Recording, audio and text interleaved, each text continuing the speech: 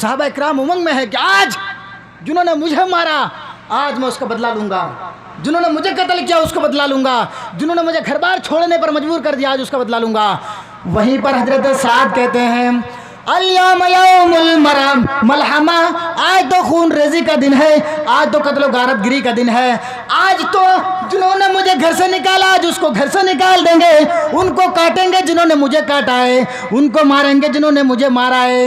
अल्लाह के रसूल सल्लल्लाहु अलैहि वसल्लम को पता चलता है, रहमतुल लिल आलमीन को पता चलता है, अल्लाह के रसूल सल्लल्लाहु अलैहि वसल्लम ने अल-यौम यौमुल मरहमा, आए कुफार मुशरिकीन, आए मक्का के काफिरों तहरियो, तुम्हारी माँ से कह दो कि तुम्हारी ममता नहीं उजाड़ी जाएगी, तुम्हें तुम्हारे सुहाग नहीं उजाड़ा जाएगा।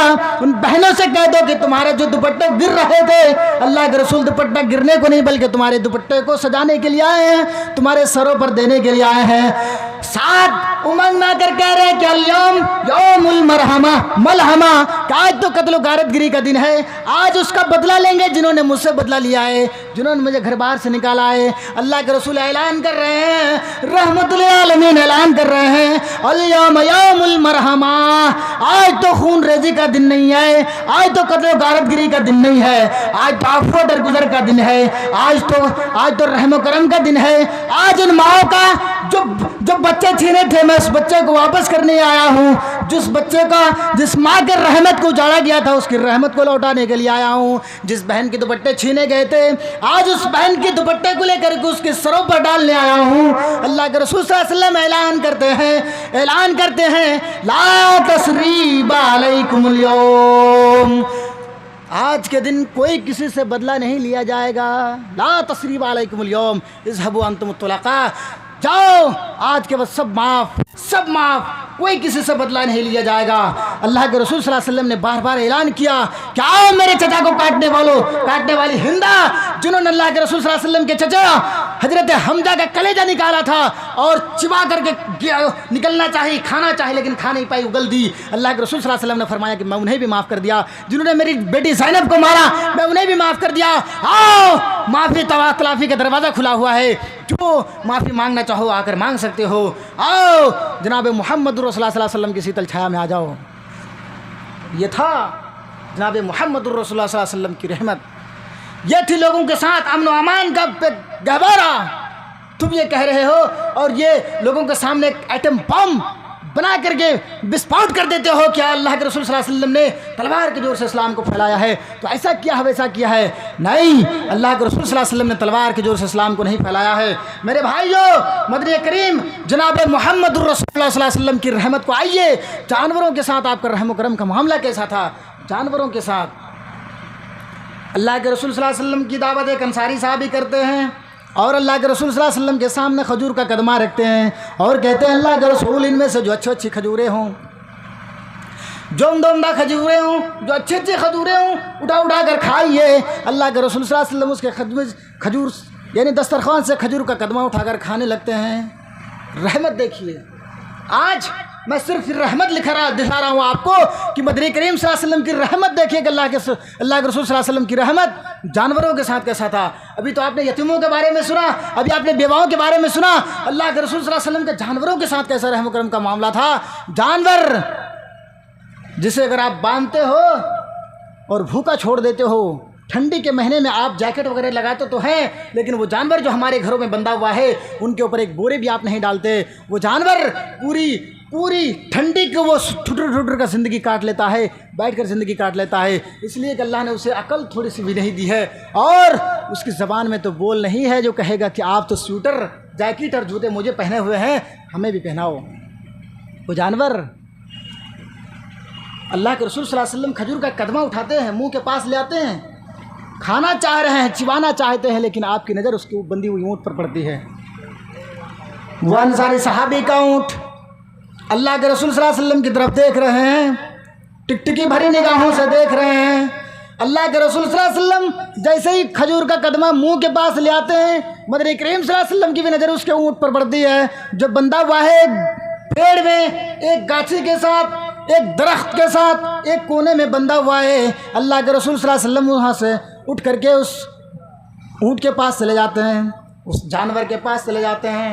मदनी करीम सल्लल्लाहु अलैहि वसल्लम उस जानवर के पास गए, आप उस ऊँट का गर्दन सहलाने लगा, आप गर्दन सहला रहे हैं। मदनी करीम सल्लल्लाहु अलैहि वसल्लम के गर्दन पर वह ऊँट अपना गर्दन रख देता है, अपना सर रख देता है और कहता है, आए अल्लाह के रसूल, जो अंसारी साहबी आपकी दावत किया है, जो अंसारी साहबी ने आपका दावत किया, आए अल्लाह के रसूल, मुझे खुशी है कि आप मेरे मालिक के पास बनाए हैं। आए अल्लाह के रसूल, आपको खाने के लिए दावत किया है, आपको बुलाया है, लेकिन आए अल्लाह के रसूल, ये हमारा मालिक है, आप इनसे पूछें कि मेरी जान से ज़्यादा बोझ तो डाल देता है मेरे ऊपर और मुझसे लेकर चलवाता है। मैं तो चलता हूँ इसकी माल को लेकर के, इनके सामान को लेकर के, लेकिन आए अल्लाह के रसूल, ये मुझे पेट भर कर खाना नहीं देता, मेरी जो खुराक है मेरे खुराक के बराबर मुझे खाना नहीं देता है।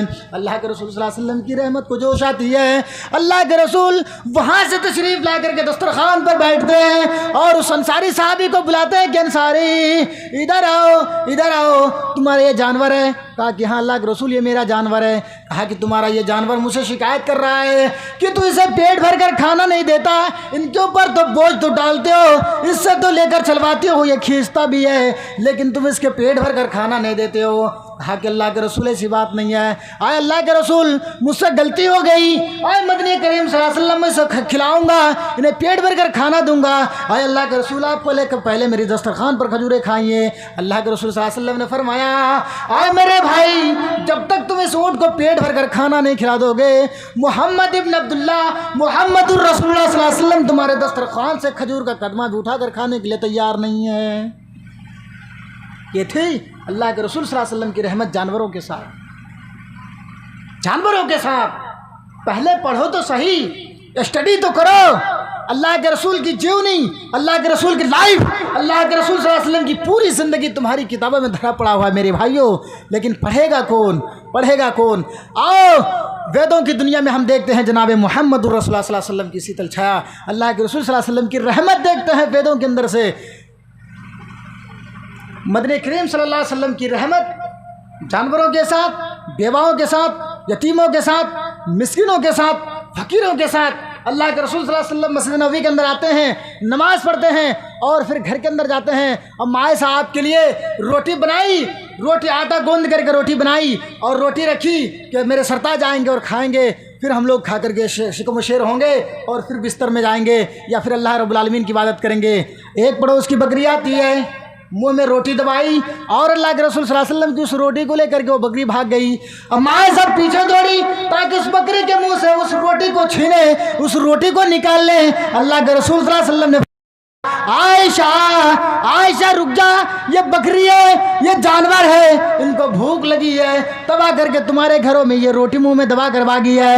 आयशा, अल्लाह ने तुझे रहमतुल आलमीन का बीवी बना कर भेजा है, तुम्हें रहमत दी है। आयशा छोड़ दो इस बकरी को, जाने दो, इसे खाने दो। मेरे भाइयों, अल्लाह के रसूल सल्लल्लाहु अलैहि वसल्लम खुद भूखा रहना गवारा किए, लेकिन बकरी के मुंह से रोटी नहीं छीने। मेरे भाइयों, जो ये कह रहे हैं कि अल्लाह के रसूल सल्लल्लाहु अलैहि वसल्लम जानवरों के साथ या यतीमों के साथ, बेवाओं के साथ, या अल्लाह के रसूल सल्लल्लाहु अलैहि वसल्लम दहशतगर्दी की तालीम देकर गए हैं, जिस नबी को दहशतगर्दी से जोड़ रहे हो, उस नबी का यह आलम, अल्लाह के रसूल सल्लल्लाहु अलैहि वसल्लम की रहमत का यह आलम, क्या आपने बकरी के मुंह से रोटी छीनना गवारा नहीं किया? हम आयशा को रोक देते हैं, आयशा, अल्लाह ने तुझे बनाया है रहमतों का, रहमत का एक मोहम्मद दिया है, एक रहमत को जो तुझे एक आइडियोलॉजी दिया है, आज तुम उस बकरी से रोटी छीनोगी। वो बकरी हो सकती कितनी भूखी होगी, भूखी थी तब तो वो तुम्हारी रोटी लेकर के भागी है। मेरे भाइयों, ये थी अल्लाह के रसूल सल्लल्लाहु अलैहि वसल्लम की रहमत जानवरों के साथ, बकरियों के साथ। मेरे भाइयों, अल्लाह के रसूल सल्लल्लाहु अलैहि वसल्लम को जो रहमत अल्लाह के रसूल सल्लल्लाहु अलैहि वसल्लम की, उसको तुम बम विस्फोट मत करो, लोगों के सामने गलत तस्वीरें मत फैलाओ। आज अल्लाह के रसूल सल्लल्लाहु अलैहि वसल्लम को ये तो तलवार के जोर से कह रहे हो कि इस्लाम को फैलाया है। आओ, अल्लाह के रसूल सल्लल्लाहु अलैहि वसल्लम तलवार के जोर से अगर इस्लाम को फैलाते, मेरे भाइयों, अल्लाह के रसूल के पास एक दहरिया आता है, मुशरिक आता है, काफिर आता है और अल्लाह के रसूल सल्लल्लाहु अलैहि वसल्लम को मारना चाहता है। मारना चाहता है, लेकिन अल्लाह के रसूल सल्लल्लाहु अलैहि वसल्लम उसे माफ़ कर देते हैं कि मेरे भाई चले जाओ, हम तुम्हें नहीं मारेंगे, हम तुम्हें नहीं मारेंगे। तुम्हारी बीवी इंतज़ार कर रही होगी, तुम्हारे बच्चे तुम्हारे इंतज़ार कर रहे होंगे, तुम्हारे माँ बाप तुम्हारे इंतज़ार कर रहे होंगे। तो ये थे अल्लाह के रसूल सल्लल्लाहु अलैहि वसल्लम की रहमत कि जो आपका जान लेने के लिए आया, जो आपको कत्ल करने के इरादे से आया था, आपने उसे छोड़ दिया, नहीं मारा कि चले जाओ हम तुम्हें नहीं मारेंगे। अल्लाह के रसूल सल्लल्लाहु अलैहि वसल्लम की रहमत थी मेरे भाइयों। आज अगर मेरे नबी ने 12 शादी की तो आप कह रहे हो कि नबी ने 12 शादी किया है? उठाओ महाभारत अनुशासन पर्व में देखो, श्री कृष्ण जी 16,108 पत्नी रखे हैं। दशरथ जी की 3 पत्नियां थीं। दशरथ यानी रामचंद्र जी के पिता, रामचंद्र जी की शादी कब हुई? सवाल अगर तुम उठाते हो तो जाहिर सी बात है सवाल हमारे पास भी है, लेकिन हम तुम्हारी तरह हम लोगों के सामने छेड़ना नहीं चाहते हैं। रामचंद्र जी की शादी कब हुई थी और कितने साल की उम्र में सीता जी से शादी हुई थी? देखो रामायण खोल करके, रामायण आज भी रामायण के अंदर ये मौजूद है कि रामचंद्र जी की शादी जब सीता जी के साथ हुई तो सीता जी की उम्र सिर्फ 6 साल थी। 6 साल, पता है आपको मुसलमानों? 6 साल की उम्र में रामचंद्र जी शादी किससे करते हैं? सीता जी से। अगर अल्लाह के रसूल ने 55 साल की उम्र में अम्मा आयशा से 9 साल की उम्र में रुखसती करके लेकर गए हैं, तुम ये सवाल उठा रहे हो कि 9 साल की लड़की से शादी किया तो अल्लाह के रसूल हवस पूरी करने के लिए किया है, तो तुम्हारे रामचंद्र जी जिसको तुम भगवान मानते हो वो कौन होते हैं? वो 6 साल की लड़की से शादी किया है। आज भी रामायण मेरे पास मौजूद। आओ, तुम्हारी आंखें नहीं है लेकिन मेरी आंखें अल्लाह ने दी है, मैं जानता हूँ संस्कृत पढ़ना। आओ मैं तुम्हें पढ़कर बताता हूँ रामायण के अंदर कि रामचंद्र जी की शादी 6 साल की उम्र में सीता जी के साथ हुई थी। अब सीता जी जनकपुर धाम की, नेपाल की, और रामचंद्र जी अयोध्या के, कांटेक्ट कैसे हो गया? मोबाइल का ज़माना तो नहीं था, ईयरफोन का ज़माना तो नहीं था, वायरलेस का ज़माना तो नहीं था। अगर तुम मेरे नबी पर सवाल उठाते हो तो जाहिर सी बात है हमें भी बोलनी होगी, हम भी तुम्हें बोलेंगे। और हम तुम्हें टारगेट नहीं कर रहे हैं और ना ही हम तुम्हारे दिल को ठेस पहुंचाने वाले हैं। रामचंद्र जी हैं, मैं मानता हूं उसको, मैं भगवान तो नहीं मानता लेकिन मानता हूं कि एक महान पुरुष होंगे। हो सकता है यदा यदा ही धर्मस्य ग्लानिर्भवति भारत अभ्युत्थानाम धर्मस्य तदात्मानः सृजामः। श्री कृष्ण जी कहते हैं कि यदा यदा ही धर्मस्य ग्लानिर्भवति भारत, जब जब धर्म की ग्लानि होती है, धर्म की रद्दी होती है, लोग धर्म को फॉलो नहीं करते हैं, तो यह के बाद ईश्वर जो है अवतार भेजते हैं, नबी भेजते हैं। तो मैं मानता हूं इस बात को कि रामचंद्र जी जिस वक्त आए हुए थे उस वक्त हो सकता था कि वो रामचंद्र जी उस जमाने में वो एक अवतार बन करके आए थे, लेकिन कुरान में कहीं नहीं है, हदीस में कहीं नहीं है, इसलिए मैं उसको वो भी नहीं मानता। मैं एक महान पुरुष मानता हूँ, महान पुरुष मानता हूँ। महान पुरुष जी रामचंद्र जी जिसको तुम भगवान मान रहे हो मेरे भाई, रामचंद्र जी अयोध्या के रहने वाले और सीता जी जनकपुर धाम की रहने वाली। आज जनकपुर धाम के अंदर चले जाइए तो बहुत बड़ी मंदिर है, बहुत बड़ी मंदिर। मैं खुद उसका मुआयना करके आया, मैं खुद देख के आया हूँ रामचंद्र सीता जी की मंदिर जहाँ सीता जी को पाया गया था। और क्या कह रहे हो? सीता जी ज़मीन से निकली है, मतलब कोई हाल जोतने के लिए गया था सीता जी का बाप और उसे हाल के खेतों में उसे मिल गया, यानी ज़मीन कोड़ते कोड़ते उसे मिल गई। इंसान कहीं ज़मीन के अंदर से निकलता है, और वो भी 6 साल की गुड़िया। तुम बताओ उसके माँ बाप का नाम क्या है? ये सवाल मैं तुम्हारे पर छोड़कर जा रहा हूँ, किसी के ऊपर सवाल मत उठाओ। अगर तुम हमारे धर्म की रिस्पेक्ट नहीं करते हो तो हमारे धर्म के बारे में बुरा भला भी मत बोलो, ये हम पहली वार्निंग तुम्हें दे रहे हैं। अगर तुम हमारे धर्म के बारे में बुरा भला बोलोगे तो अल्लाह ने हमें भी ज़बान दी है, और तुम्हारी किताबों से साबित करूंगा, तुम्हारे सीने फाड़ कर तुम्हें बताऊंगा और तुम्हारे छाती चढ़ के बताऊंगा। मौलवी रफीक बताएगा रामचंद्र जी के बारे में, श्री कृष्ण जी के बारे में, श्री हनुमान जी के बारे में कि तुम्हारे रामचंद्र जी जिसको भगवान मान रहे हो, भगवान सब कुछ जानता है। भग माना होता है किस्मत वाला, भगवान, भग प्लस वान को जब मिलाओगे, भग के माना होता है किस्मत, वान के माना होता है वाला, यानी किस्मतों वाला। लेकिन इसकी डिफिनेशन अलग है। आप उसे भगवान मानते हैं, मानिए, हम ये नहीं कह रहे कि आप भगवान मत मानिए, भगवान मानिए, लेकिन भगवान की जो डिफिनेशन है, जो उनकी तारीफ है, भग के माना होता है किस्मत और वान माने होता है वाला, यानी किस्मतों वाला भगवान। रामचंद्र जी जब तुम्हारे भगवान हुए, राजा दशरथ रामचंद्र जी के पिता थे, राजा दशरथ को आप भगवान क्यों नहीं मान रहे हो? भगवान का बाप तो भगवान होनी चाहिए, फिर उस भगवान का भगवान भी होगा। अगर रामचंद्र जी को पैदा करने वाले और रामचंद्र जी भगवान हुए तो रामचंद्र को जो पैदा किया हुआ तुम्हारा कौन हुआ? यह सवाल मैं तुम्हारे ऊपर छोड़ रहा हूँ। सीता जी भगवान हुई तो सीता जी के माँ बाप का क्या नाम था और सीता जी को कहाँ मिला था? सीता जी का माँ बाप भगवान तुम्हारा क्यों नहीं है? रामचंद्र जी लेकिन रावण आता है, सीता जी को हरण करके लेकर भाग जाता है। रामचंद्र जी को भगवान को कोई पता ही नहीं होता कि मेरी बीवी को कौन लेकर भागाए, कौन लेकर भागाए। सपोज मान लो मौलाना रफीक आपके पूर्णिया प्रोग्राम के लिए आए और मौलाना रफीक की पत्नी को लेकर के कोई भाग जाए, पत्नी को लेकर भाग जाए, तो हम तो भगवान नहीं है और ना ही हम गायब का इल्म जानते हैं और ना ही हम अंतर्यामी हैं, हमें मालूम नहीं है। लेकिन जिसको आप भगवान मान रहे हो, सवाल हमारा ये जायज़ है, वरना तुम अपनी आइडियोलॉजी में अपने दिमाग की कसौटी पर रख करके सोच लो कि अगर मौलवी रफीक की पत्नी को कोई लेकर भाग जाए तो हमको पता ही नहीं है, इसलिए कि हम प्रोग्राम के लिए आए हैं और हम अंतर्यामी नहीं है और ना ही हम भगवान है। रामचंद्र जी भगवान है, भगवान के मानना होता है सब कुछ जानने वाला। लेकिन रामचंद्र जी की बीवी, रामचंद्र जी की पत्नी सीता जी को लेकर के हरण करके भाग जाता है, रावण लेकर चला जाता है, लेकिन भगवान जी को पता ही नहीं होता है। भगवान को पता ही नहीं चलता कि मेरी बीवी को कौन लेके भाग गया। बीवी को जब भगवान है, भगवान होता है पैदा करने वाला, पिता होता है उसका माना।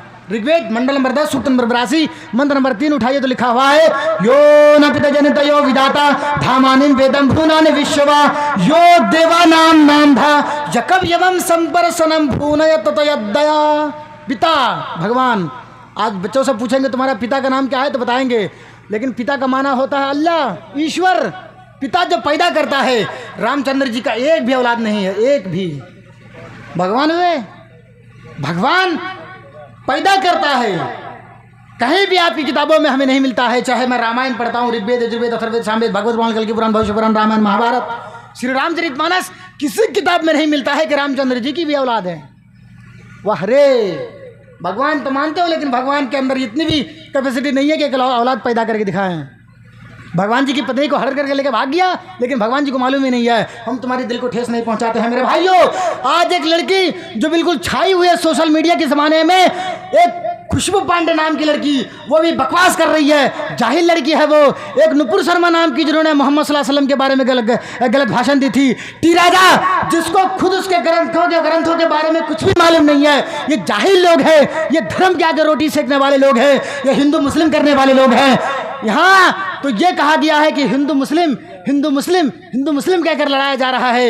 इन नेताओं के, इन कमीनों के चक्करों में मत आओ और अपनी भाईचारगी को जो है ख़त्म मत करो। भाईचारगी निभाओ। हम लोग भाई भाई हैं। आदम और हव्वा की संतान है, मनु की संतान है, हम लोग मनु के संतान है, यानी आदम की संतान है। शत्रु या अय्युहन्नास इन्ना खलकनाकुम मिन ज़कर व उन्सा व जअलनाकुम शुऊबन व कबाइल लितारफू इन्ना अक्रमकुम इंदल्लाहि अतकाकुम। अल्लाह तबारक व तआला ने तमाम इंसानों को एक नर और नारी से पैदा किया है, आदम अलैहिस्सलातु वस्सलाम और हज़रत हव्वा अलैहिस्सलातु वस्सलाम से। ये दो ही तो हैं हमें पैदा करने वाले, दो ही हैं। वही भगवान है जिसने आदम अलैहिस्सलातु वस्सलाम को पैदा किया, संपूर्ण जगत को पैदा किया, विदाउट खूटर खंबे का छत को बनाया, ज़मीन को बनाया। ज़मीन के अंदर एक गल्ला डालते हैं, उससे वो अनाज निकलता है, अल्लाह वो अनाज निकालता है। ये इंसान जिसकी बीवी के बारे में खुद मालूम नहीं है कि हमारी बीवी को लेकर कोई भाग गया हो, उनसे क्या उम्मीदें हैं? क्या उनसे हमें जन्नत मिल सकती है? उनसे हमें बेटा बेटी मिल सकता है और उससे हमें गल्ले मिल सकते हैं? नहीं मिलेगा मेरे भाइयों। ये एक प्रोपेगेंडे हैं, ये एक रील बनाई गई है, रील। भगवान को किसने देखा है? आप जो मूर्ति बनाते हैं, आपकी किताबों में लिखा हुआ है अंधात्मा पर विशांत संभवती मुपासते। जो अंधभक्त चीज़ों की पूजा करता है, मूर्ति, पेड़ पौधे, सूरज चांद की पूजा करता है, वो घोर अंधकार में जा रहे हैं, यानी नर्क में जा रहे हैं, जहन्नम में जा रहे हैं। रामचंद्र जी को किसने देखा है? ये मेरा एक सवाल है। रामचंद्र जी को किसने देखा है? कोई देखा है? किसी ने नहीं देखा। एक रील बनाने वाले, एक जो है वीडियो बनाने वाले, उन्होंने एक शक्ल दी और ये कहा कि रामचंद्र जी की शक्ल है। उस शक्ल से उसको बनाया और उस रील को तैयार किया गया, उसको पब्लिश की गई, लोगों में दिखाया गया कि रामचंद्र जी के रोल में जो आए थे, हकीकत में अगर आप देखने के लिए जाएं तो रामचंद्र जी की नहीं बल्कि उसकी फ़ोटो की पूजा हो रही है। और हकीकत में उसकी फ़ोटो नहीं है, फ़ोटो है ही नहीं। पिक्चर कौन बनाता है? एक पेंटर को जब आप बुलाएंगे, पेंटर के सामने आप बैठेंगे, उसको कहेंगे कि मेरी पिक्चर बनाओ, तो आपकी शक्ल देखेगा और बनाएगा वो पेंटर। लेकिन रामचंद्र जी तो सैकड़ों साल हो गए जाना, सैकड़ों साल हो गए जाना, इस दुनिया से रुखसत किए हुए, उसको कौन देखा है? ये तुम फोटो की, पिक्चरों की और ये नटोंगी हैं, जो नाचने वाले लोग हैं, ये रड़ुए हैं, इनकी तुम पूजा कर रहे हो। दर हकीकत तुम रामचंद्र जी की पूजा नहीं कर रहे हो। अगर रामचंद्र जी के नाम पर इन पिक्चर बनाने वाले इन हीरोइन की पूजा कर रहे हो, रामचंद्र जी तुम्हारा गरीबान पकड़ेगा और कहेगा कि मेरे नाम पर तुमने पूरी दुनिया को लूटा है, आवाम को गुमराह किया है। दर हकीकत हमारी पूजा नहीं, बल्कि तुमने उस फिल्म बनाने वालों की पूजा की है। अल्लाह से कहेगा रामचंद्र जी कि आय अल्लाह, अरे भगवान है गॉड, मैंने कब कहा था कि मेरी तुम पूजा करो? अल्लाह इसे नरक में धकेल दो, इसे जहन्नम में धकेल दो। रामचंद्र जी तुम्हारे विपरीत आ जाएंगे, बजाय तुम्हें माफ़ करने का, तुम्हें पैराडाइज में चले जाने का, वो तुम्हें जहन्नम के अंदर लेके जाएंगे। मेरे भाइयों, अल्लाह के रसूल सल्लल्लाहु अलैहि वसल्लम के बारे में आज जो इल्ज़ाम लग रहा है, हमें अच्छा नहीं लगता। हमें इसलिए नहीं लगता है कि अल्लाह के रसूल सल्लल्लाहु अलैहि वसल्लम के नेचर, अल्लाह के रसूल सल्लल्लाहु अलैहि वसल्लम का अखलाक, अल्लाह के रसूल सल्लल्लाहु अलैहि वसल्लम का कैटेगरीज क्या था। जो आप अगर कहीं गाने बजाने हुआ करते थे तो आप रास्ता बदल कर दूर से चले जाया करते थे। आपके कानों में, आप अपने कानों में उंगली डाल लिया करते थे, रूह डाल लिया करते थे, ताकि वो गाने की आवाज़ आपके कानों पर ना आए। मुसलमानों, आज हम अल्लाह के रसूल सल्लल्लाहु अलैहि वसल्लम को उम्मती तो कहला रहे हैं, हम जनाब मोहम्मद रसूल सल्लल्लाहु अलैहि वसल्लम को उम्मती से जोड़ तो रहे हैं, लेकिन हमारा नौजवान का ये हाल है, गाना तो सुनता है, गाड़ी चलाता है फिर भी गाना, कहीं किसी हॉल में जाता है तब भी गाना सुनता है, बाजार में चलता है तब भी गाना सुनता है। आओ मेरे भाइयों, गाने इस अल्लाह के रसूल सल्लल्लाहु अलैहि वसल्लम ने कितनी नफरतें की हैं, और आओ आज के दुनिया में जो गाने बजाया जाता है, जो हीरोइन गाना बोलते हैं, गाने को रिकॉर्ड किया जाता है, उस गाने को मशीन के जरिए से उसको साफ जाता है, उनको एक मीठा सा अल्फाज दिया जाता है, तब जाकर के उसके गाने पब्लिश होते हैं। वरना उस गाने बोलने वालों से आप बात करें तो बजाय आप कुत्तों से बात करना, कुत्तों से बोली करना, कुत्तों से बातचीत करना मुनासिब समझेंगे से, लेकिन उस गाने बजाने और जो गाना बोलता है उससे बोलना आप दोबारा नहीं करेंगे। यानी उनके अल्फाज, उनकी आवाज़ इतनी बुरी आवाज़ हुआ करती है मेरे भाइयों, वो एक मशीन के ज़रिए से उसको साफ़ किया जाता है, क्लीन किया जाता है, तब वो जाकर के पब्लिश करता है इको लगा करके, और हमारा नौजवान उसे सुन करके वह एकदम मस्त होते हैं और चलाते भी हैं। आओ, गाने को अल्लाह के रसूल सल्लल्लाहु अलैहि वसल्लम ने रद्द किया है। अल्लाह तबारक व तआला ने कुरान करीम को 1400 साल पहले उतारा, 1400 साल पहले। गाना बजाना तो आज शुरू हुआ है, आज, लेकिन अल्लाह ने क्या कहा? कुरान उठाइए, सूरह लुक़मान सूरह नंबर 31 का आयत नंबर 6 उठाकर देख लीजिए, तो अल्लाह तबारक व तआला फरमाता है, व मिनन नास मन यश्तरी लहुल हदीद, लोग ख़रीदते हैं अपनी गाड़ी कमाई दे करके वो चीज़ें जो उसे जहन्नम के अंदर धकेल दें। नौजवानों, हम आपको मना नहीं कर रहे हैं कि आप मोबाइल मत खरीदिए, 50-50 हज़ार का खरीदिए। हमारा ड्राइवर साहब 40 हज़ार का मोबाइल खरीद कर लाया है, 40 हज़ार का, समझ रहे हैं आप? 40 हज़ार का मोबाइल, लेकिन उससे फ़ायदा क्या है? वही गाने सुनोगे, फिल्म देखोगे, यही तो होगा। हम आपको ये मना नहीं कर रहे हैं कि आप मोबाइल मत खरीदिए, आप करोड़ों की मोबाइल खरीदिए, लेकिन जो इस्तेमाल करने की चीज़ें हैं जिससे आपको नेकी मिलेगा, पुण्य और सवाब मिलेगा, वो चीज़ करिए ना आप। आपके मोबाइल में तो होना चाहिए कुरान की आयतें, आपके मोबाइल में मौलाना रफ़ी की तकरीर भी होनी चाहिए, मौलवी जर्जीस की भी तकरीरें होनी चाहिए, डॉक्टर जाकिर नाइक की स्पीच भी होनी चाहिए, लेकिन इन तमाम चीज़ों को आप बालाए ताक रख दिए। आपने उन हीरोइन की गाने को आप लोड किए हुए रहते हैं और गाना सुनते हैं, गाना बजाते हैं। वो लोगों, वो नौजवानों, मेरे नबी का यह आलम था कि आप अगर कहीं गाने बजाने की म्यूज़िक की आवाज़ सुनते थे तो आप रास्ता बदल दिया करते थे, आप अपने कानों में उंगलियाँ डाल लिया करते थे और आप चले जाया करते थे। मदनी करीम सल्लल्लाहु अलैहि वसल्लम ने फरमाया, वो लोगों, अगर गाने सुनते सुनते तुम्हारी मौत हो गई और तुम मर गए तो मेरे भाइयों तुम जहन्नम के अंदर धकेल दिए जाओगे, तुम्हारा कोई पुरसानी हाल नहीं होगा। कोई आपसे कॉम्प्रोमाइज़ नहीं किया जाएगा, धकेल देगा अल्लाह तबारक व तआला जहन्नम के अंदर। इसलिए कि अल्लाह ने 1400 साल पहले वार्निंग दे दिया है कि लोग खरीदते हैं ऐसी चीज़ों को जो उसे जहन्नम की तरफ अग्रसर कर दे, यानी जहन्नम के अंदर लेके चला जाए। क्यों ऐसी चीज़ों को ख़रीदेंगे? आप बड़ी कमाई दे करके वो पैसा आप किसी मदरसे में डोनेट कर दीजिए, किसी बच्चों की तालीम में दे दीजिए, कहीं पर मस्जिदें बना दीजिए। वो मस्जिदें जब तक रहेगी, वो मदरसे जब तक आपके होंगे और वहाँ तालीम पाई जाएगी तो आपको पुण्य और सवाब मिलता जाएगा। लेकिन उन चीज़ों से क्या फ़ायदा जो आपको नरक के अंदर धकेल दे, जहन्नम के अंदर धकेल दे। कि अल्लाह तबारक व तआला के पास सिर्फ हम ये कहने आएंगे कल क़यामत के दिन कि अल्लाह हम मुस्लिम थे, हम गाय का गोश्त खाते थे, अल्लाह तो हमें जन्नत के अंदर डाल दे। हमारा माँ बाप मुसलमान था, मुसलमान घराने में पैदा हुए थे, अल्लाह तो हमें जन्नत के अंदर डाल दे। ऐसा नहीं होगा मेरे भाइयों। आइए हम सब मिलकर दुआ कर लेते हैं कि बारे इलाह हमें जनाब मोहम्मद रसूलुल्लाह सल्लल्लाहु अलैहि वसल्लम का उम्मती होने का शर्फ बख्शा। मौला करीम हमें जनाब मोहम्मद रसूलुल्लाह सल्लल्लाहु अलैहि वसल्लम के तरीक़े पर चलने की तौफीक। मौला करीम जब तक हम इस दुनिया में ज़िंदा रहे, अल्लाह तबारक व तआला तेरे हबीब जनाब मोहम्मद रसूलुल्लाह सल्लल्लाहु अलैहि वसल्लम के तरीक़े पर चलने वाला बना। अल्लाह तबारक व तआला हमें पक्का सच्चा नमाजी बना दे और पंजगाना नमाजी के बाद हमें तहज्जुद गुजार भी बना। और जब हमारी इस दुनिया से फौत हो, जब इस दुनिया से हम जाएँ, रुखसत करे, तो मौला करीम हम जनाब मोहम्मद रसूलुल्लाह सल्लल्लाहु अलैहि वसल्लम के तरीक़े पर हों। उस वक्त हमारी ज़बान पर अशहदु अल्ला इलाहा इल्लल्लाह की सदाई गूंजता रहे। मौला करीम हमें दिन दूनी रात हमें चौगुनी तरक्की अता फरमा हमारी ईमान में, जब तक दुनिया में रहे ईमान और इस्लाम और तेरे हबीब जनाब मोहम्मद सल्लल्लाहु अलैहि वसल्लम के ऊपर कायम और दायम फरमा। जब हमारा खात्मा हो तो ईमान बिल खैर हो। आमीन व आखिर दावाना अनिल हम्दुलिल्लाहि रब्बिल आलमीन। अस्सलामु अलैकुम।